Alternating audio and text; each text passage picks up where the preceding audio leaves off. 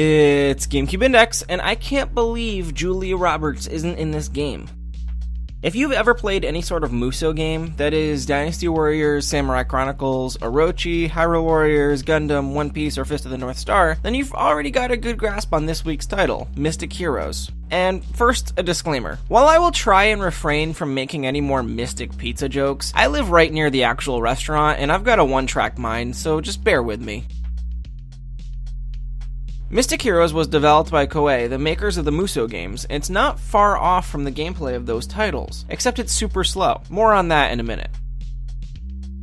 Heroes is based off of a supernatural Chinese novel about the change of dynasties from Shang to Zhou. You play as one of four characters, the balanced Shiga, the magic-heavy Lani, the slow-moving Tai, or the powerful Naja, each with their own elemental attribute. It's definitely stylized for a younger audience, both in terms of the graphic style and with the pacing of the gameplay.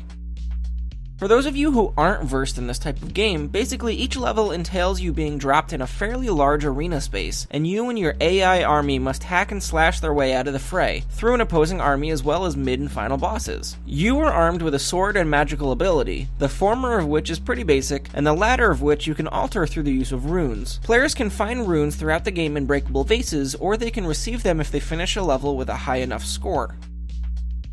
Traditionally, Musou games are filled with fast-paced action, but Mystic Heroes, being geared for a younger group of players, is considerably slower paced. Even the fastest characters move like they're wading in molasses, and it's pretty jarring. Rolling and dodging makes you move slower than walking, and jumping is limited to moving straight up and down, so there's not really any wiggle room for movement speed. The combat can be incredibly repetitive as well, as it's mostly just done via mashing the A button over and over again. Sometimes a magical spell will break up the monotony a bit, but there isn't a ton of variety there either, so while it's easy to fall in love with the game system, it's also easy to fall out of love with it.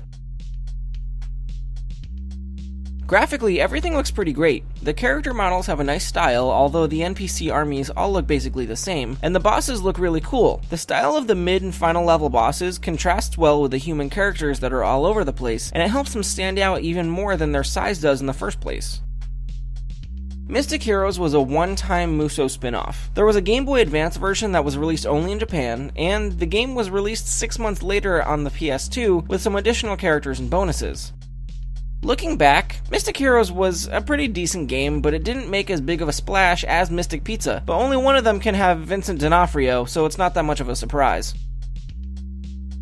That is it for this week's episode of GameCube Index. If you enjoy the videos every week, consider backing us on Patreon. Even $1 a month will do a lot to support the project and help improve the experience. It's entirely up to you. Either way, please continue to show your support by subscribing, sharing, following along on Twitter at GCNdex and at GCNdex.com. Thank you so much for watching. Tune in next time when we catch up with Sylvester Stallone in Driven.